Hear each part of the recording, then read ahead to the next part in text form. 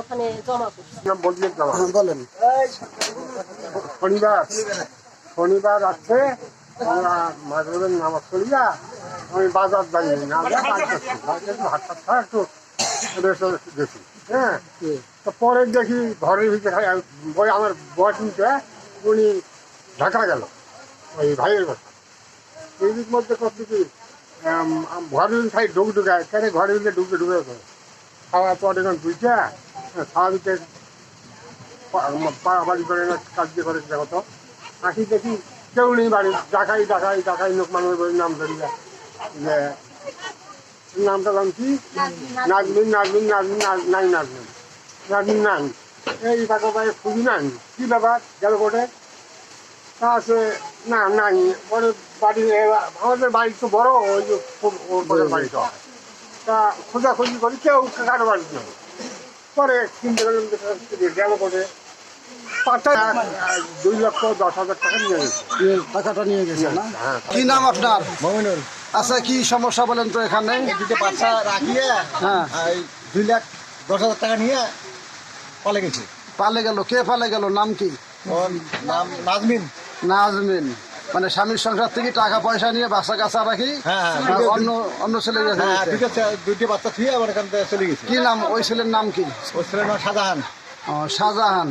তা আপনি তো নিশ্চিত যে টাকা দিয়ে গেছে? আপনি নিশ্চিত? আর নিশ্চিত মানে আমার ভাইকে ভাতিজা হয়, আমি আর আমার আঠি দেখি টাকা পয়সা নিয়ে চলে গেছে। এই বিষয়ে কি থানায় মামলা হয়েছে কি? মামলা গেছি, আমি গেছিলাম নিজে। ধন্যবাদ। সমস্যা হলো আমার দেওয়ার, মনে করো যে আমি সবসময় এদের বাড়িতে উঠা বসা ঘোরাফেরা করি তো মাঝে মধ্যে শুনি যে মোবাইলে নাকি কথা বলে মেয়েটা। তাই এর আগে হলো মোবাইলে কথা বলে, তাকে তুই কার সাথে কথা বলিস এত? তাহলে ওই পাশের বাড়ি আমিনের সাথে আমি কথা বলি। আমিনের সাথে কথা বলিস আমার এইখানে বলা বাদ তুই ওই পাশে দৌড়েস কেন? দেখি নাম্বারটা কার? তা মেয়েটা ওই পাশে দেয়, আমি আবার নাম্বারটা ইয়ে করে দেয়। তারপর তো আমার সিমটা মনে করো যে হুসকায়া রাখছে। এর মধ্যে আরো একদিন ফোন দিছে, দেওয়ার পর দেখা ওই ছেলেটা ফোন দেয় বারবার। নাম কি ছেলেটার? শাহজাহান। চিনি না তো, একটু চিনি না যে কে। এখন ফোন দেয় যে দেখো কে ফোন দেয় এটা। এখন মোবাইলে ফাংশন বলতে না, সে মনে করতে ছবিও বাইর করতে পারে না। এখন ওনার চাপ দেখে যে কে ফোন দেয় এটা, উনি শিকার হয় না। তাহলে কে জানি ফোন দেয়, আমি বলতে পারি না। এইরকম করে সেদিন মনে করে রাগারাগি করছে যে কে ছেলে ফোন দেয়। তারপরে আমি গেছি, এখন রাগারাগি করছে। উনি আমার হচ্ছে সুপের ছেলে বিকেলে আইলো, আসার পরে আন্দাবাড়ি করলো আমার চাকরি সজিয়ে সে মনে করে ঢাকা চলে গেল।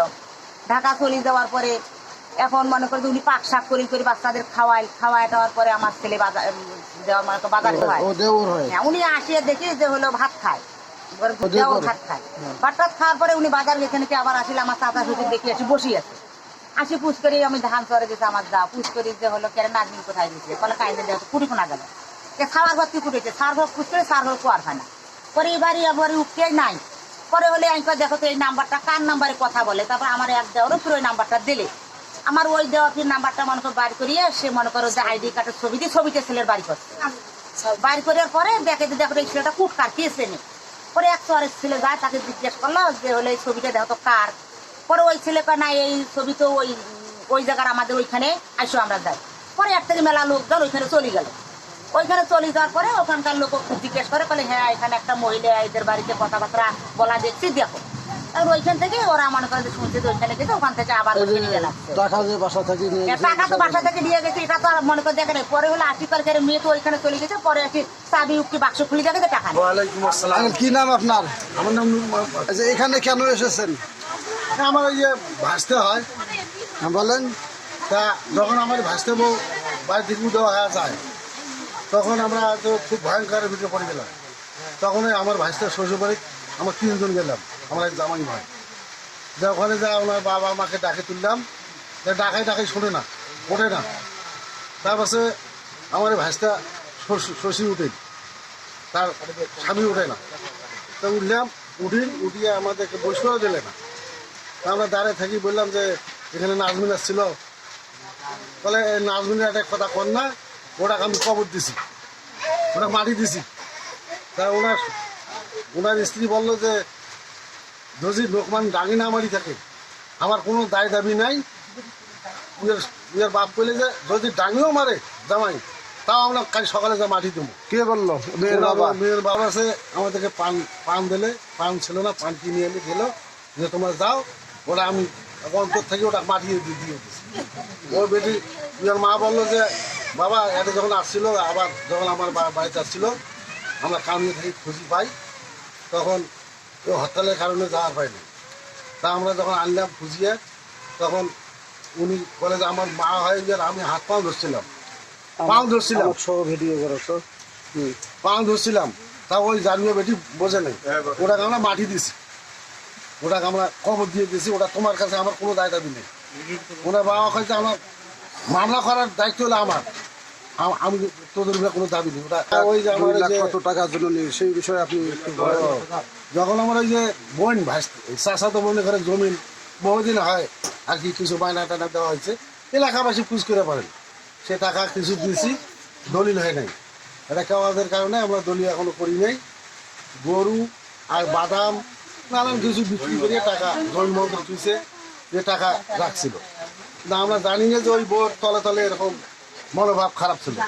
আমার ভাউসটা সে ঢাকায় চলে গেছে তার ভাইয়ের বাসা সন্ধ্যায়। এবারে ভাইসটা আমার ওই তার মাঠ থুবে গেছে, এবার সে ওই বউ উদয় হয়ে গেছে। আমরা জানি টাকা 2 লাখ আমরা মানে থানায় ইজহার করছি। আসসালামু আলাইকুম। কি নাম আপনার? আমার নাম হাফিজুর রহমান। হাফিজুর রহমান। এই যে লোকমানের স্ত্রী যে চলে গেছে অন্য ছেলের সঙ্গে, এই বিষয়ে আপনার সঙ্গে একটু কথা বলতে চাচ্ছি। ওটা পালাই গেছে বোধহয় 8টার সময়।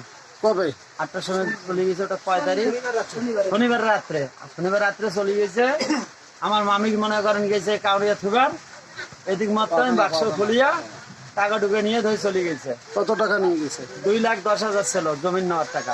আচ্ছা, যে ছেলের সঙ্গে কি কোনো দীর্ঘদিন দিয়ে কোনো সম্পর্ক ছিল? ওটার সাথে আরো একবার এরকম গন্ডগোল হয়েছিল ওই ছেলের সাথে। হওয়ার পরে আবার এই ছোট ভাই মনে করেন ওটা মানিয়ে নিয়েছে, নেওয়ার পরে আবার আনছে, বলে যাক ভালো হয়েছে, আবার সেই দিন মনে করেন ধরে চলে গেছে।